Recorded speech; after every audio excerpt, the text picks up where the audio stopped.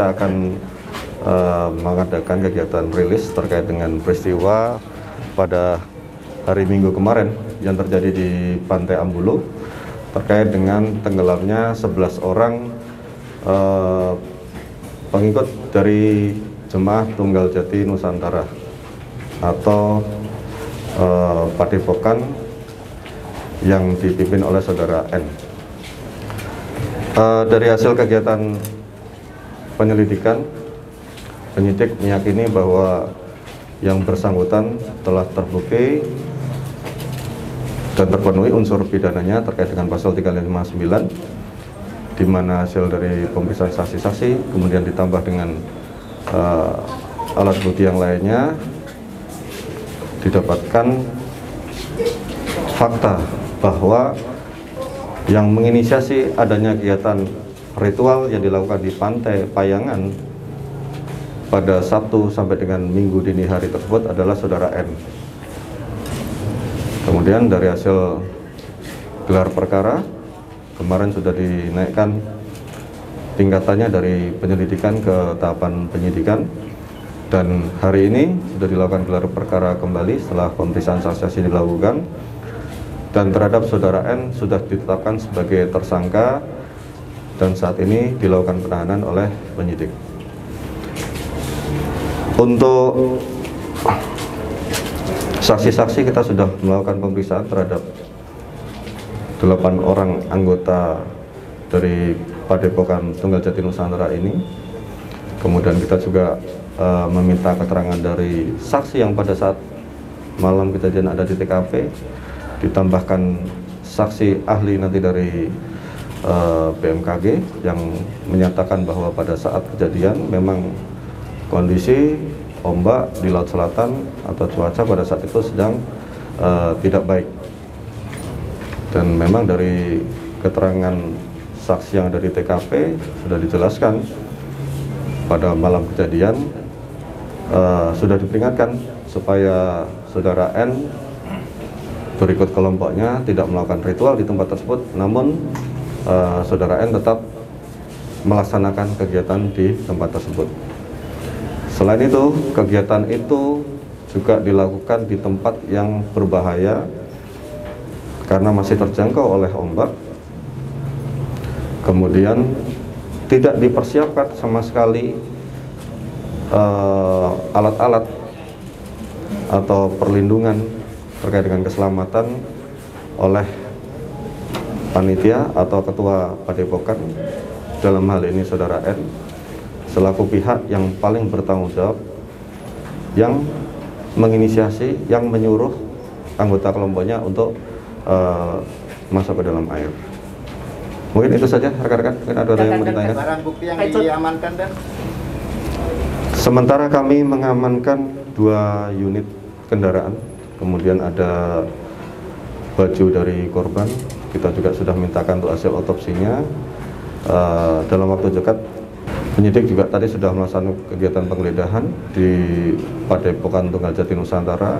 Ada beberapa barang yang diamankan, nanti akan dipelajari terlebih dahulu oleh penyidik, berupa buku atau kitab yang digunakan oleh saudara N dalam kegiatan pengobatan maupun kegiatan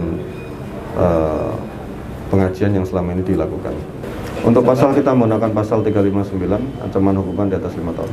Jadi untuk kegiatan ini semuanya atas inisiasi dari saudara N.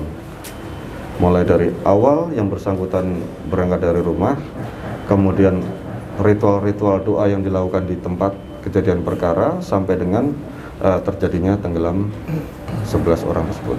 Untuk kegiatan ritual sudah dilakukan selama 7 kali, namun yang kemarin yang sebelum-sebelumnya dilakukan hanya di pinggiran pantai saja sehingga masih dalam keadaan aman. Nah, baru pada minggu lalu tanggal 13 itu yang dilaksanakan sampai dengan masuk ke dalam air. Jadi ini awalnya kan pengobatan alternatif. Pada saat ada anggotanya yang merasa bahwa mendapatkan kesembuhan pada saat berobat tadi, dia akan menyampaikan kepada yang lain. Dari mulut ke mulut inilah berita tentang adanya Tunggal Jati Nusantara ini beredar, sehingga memang tidak ada paksaan, tidak ada surat edaran atau membuka suatu pendaftaran sebagai anggota. Semuanya diinformasikan oleh anggotanya sendiri kepada masyarakat, biasanya melalui keluarganya, melalui temannya, sehingga ada ketertarikan, kemudian orang bergabung, dan biasanya yang bergabung memang memiliki masalah seperti itu. Menurut saudara Ed, bahwa yang bersangkutan pulang dari Malaysia pada tahun 2011, kemudian membuat semacam tempat pengobatan alternatif.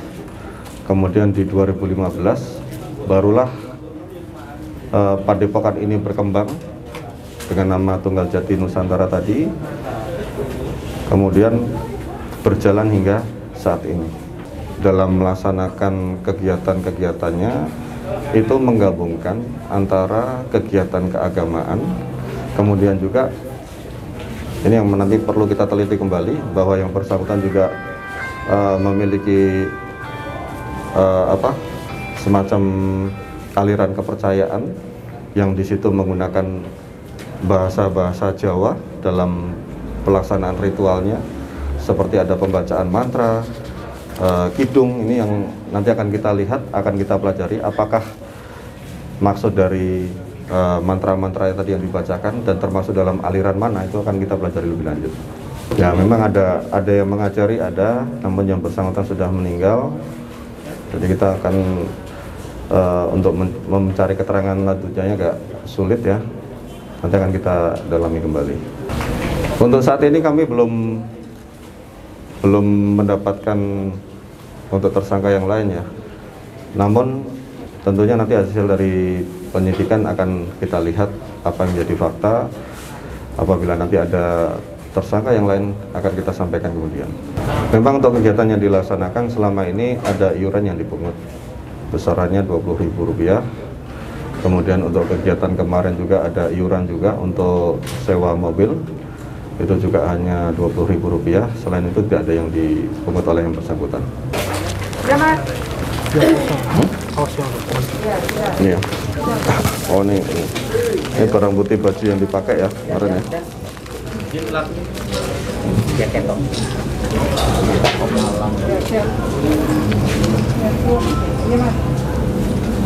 Sudah cukup?